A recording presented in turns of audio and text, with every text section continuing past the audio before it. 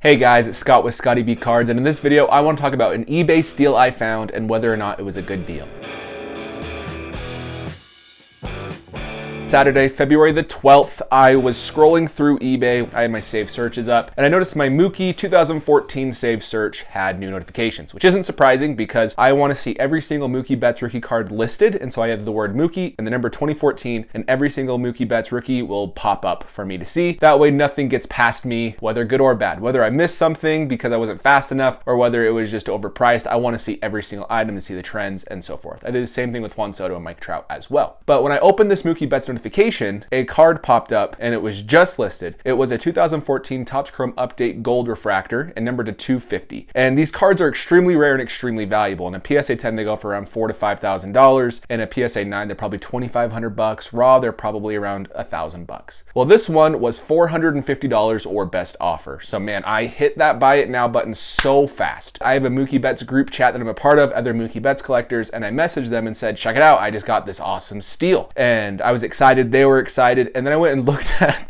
looked at the purchase again, and the seller had zero feedback and he has no other cards listed. So I was feeling up here really excited to all the way down here really disappointed, because realistically that card isn't going to ship. It was a fake sale and all these different things. Well, I thought, you know what, this eBay member has been a member since 2017, which is a better chance than if he was a 2022 member. If he just opened his account to try to steal $500 and then call it good, he would not have used his 2017 eBay account, even though it has zero feedback. I decided just to give it a few days, don't message him, don't bother him, see what happens, and a shipping label is created. So now I'm even more excited, because a shipping label means that the product actually might be delivered, because I thought there was about a 5% chance it would be shipped to me, and it was. So it's been shipped in the mail, and I'm going to be getting that card today, and I'm going to actually open the package, review the card with you, send it to grading if it's in good enough condition, and we will see what it grades as and see how good this deal was. You know, best case, it's a $5,000 card. Worst case, I didn't lose any money. My concern is I open that package and it's going to be a random card I'd never bought. It might be like a $5 Topps Series 1 from last year, rookie of Joe Adell, and he just said it was shipped so that way he could scam me out of the money. My second concern is because this is a new eBay seller, because he hasn't sold anything in the past, that this is going to be packaged well. And if it's not packaged well, the card could be damaged in transit, which would really, really suck. So I'm hoping it's in a thick bubble mailer in a USPS priority 2-day box where it's, you know, this big, this wide, and it's sturdy. And if this card does arrive safely, and if it actually is in the package, I think there's a good possibility this card is in good condition. Let's say this guy pulled it in 2014. He's had it at his house forever. The card looked really, really good in the photos. And when I was looking at it, this has a chance at a 9 or 10. It's centered well enough, and the corners on the front look great. Surface looks great. On the back, I can't tell at the few of the bottom corners, but overall, it looks like it's in okay condition. No obvious creases or dents or anything that would keep it as like a 5. And I thought maybe he's only selling because he's had this card since he pulled it in 2014. He thought now is the time to sell. I have my eBay account from 2017. I'll just list it there. I'm hoping that's a situation. So I'm going to be getting the mail now. I'm going to be opening it live with you because I want to make sure the right card's in there. If I'm getting scammed, I want it recorded. So I thought, what better way than to bring you along with me? So anyways, here is the opening of the card. All right, guys, here is the package. I covered everything with tape so you can't see through, but overall, I'm a little disappointed about the shipping method. It's flimsy. I think there's a card right here. I couldn't tell if there was at first, and it doesn't look like there's any creases on the package. There's no major that. If I saw that, I'd be more concerned, but there's none of that. And so the card might be fine inside, and I hope the right card is even in here. So we're gonna open this up and let's see if this risk paid off. Here we go. Oh gosh. Is there a card in there? There is a top loader. Come on, baby, be the Mookie.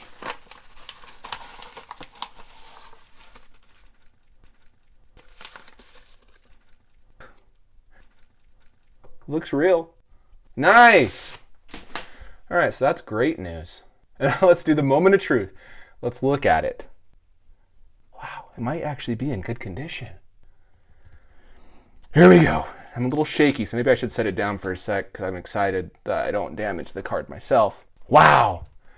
I can't believe it actually is in the package. That is amazing. Come on. B, no surface scratches. B, no dents. It looks really good. Wow. There's no marks. Maybe right there. There's something on the surface there, but I can probably get that off in just a second. This corner looks like a little ding, not bad. It's a little fuzzy on it, but I can probably get that off. Are there any indents on the back? No, so the card didn't get damaged in the mail. So maybe this is the case. Maybe he did pull it. The edges feel consistent. The edges have a little bit of upraising. So I don't think it's trimmed. If it was trimmed, the edges wouldn't feel the way they do. There's like a little bit of like it goes like this and up on these cards. I've graded a few of them. Wow, this is like a best case situation right here. I'm gonna go review the card, put it into a card saver. The only thing I'm concerned about is that little mark right there, but I'll see if I can get it off. So here is the card. It's not as good as I thought on the original lighting. That's why it's important to get multiple lights. You can see the surface lines, just light print lines running top to bottom. Up by his bat, right where that reflection's at now. I'm gonna move it where that reflection is. There's a mark as well. I got the mark where the reflection is now off right there. I just used a little bit of microfiber and a little bit of water. This bottom corner has a little bit of imperfection, but it's really close. I bet you that's a 9 to 9.5 corner at BGS. Surface of BGS, I'm guessing, is an 8.5. There's one scratch that goes left to right down here, but still the card looks pretty good. The only thing is that mark up by his helmet I'll try to get off because I don't know what that is. I didn't see it until this video, but that'll come off too. The back looks really good. No issues with the back. The corners look good. One of the bottom corners isn't perfect, but it's pretty close. But this is the importance of using multiple angles of light because I would have missed all of that. I'm guessing this could be an SGC 9.5, but I'm guessing it's a 9. They aren't too hard on the surface in comparison to other grading companies, I found out. So I'm gonna send this probably to SGC on the $50 5-day, get it back within a week. And hopefully it's a good grade. Hopefully it's a 9.5. I'll keep you guys posted.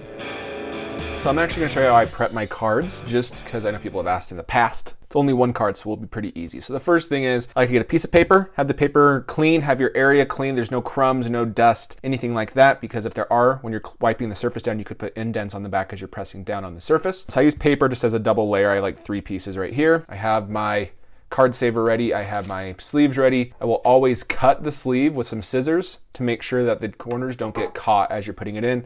And I have a basic microfiber. The first thing I'm gonna do, just because I want to double check, is just compare that the card hasn't been trimmed. I don't think it has been, but here's a 2014 Jose Ramirez Topps Chrome.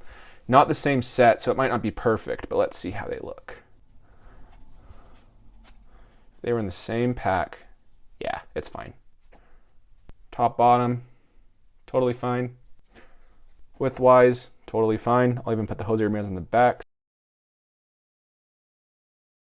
So it's fine. Great, so that first test is finished. And like I said, the edges feel correct and standard to other cards of this same set with Mookie Betts I've graded, so I'm not concerned about that. Next thing I'll do is I'm gonna wipe it down to make sure there's no fingerprints or no debris on the card like you saw earlier. So I'll just take this microfiber, and you wanna push like down on the card a little bit, have this microfiber, and just move to the outside. You don't wanna come in because you could damage a corner, but if you move to the outside, you should be okay. And then once that's done, I like to pick the card up. You like to use some hot breath, ASMR.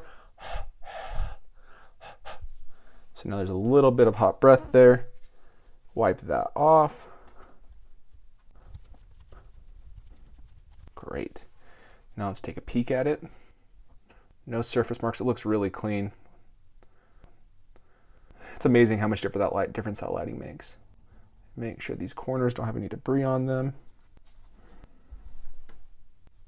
Kind of a little bit down that bottom one. So you can get that off by just rubbing this along the edge.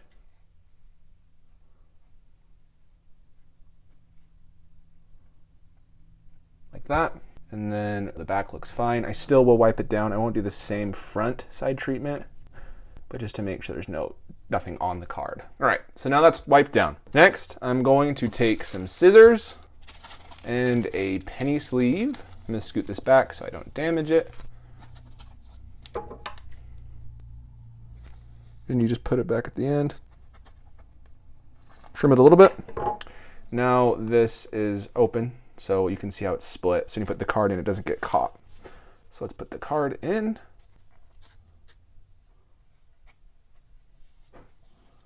Like so. Drop it into a card saver. And this is ready to go. Voila. All right, wish me luck. All right, here is the card. I just got this in the mail. I have not opened it yet. So let's see what grade they gave it and to see if my prediction was accurate.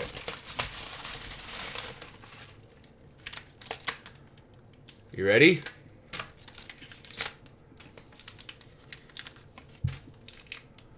Nine five. Man, that looks pretty good.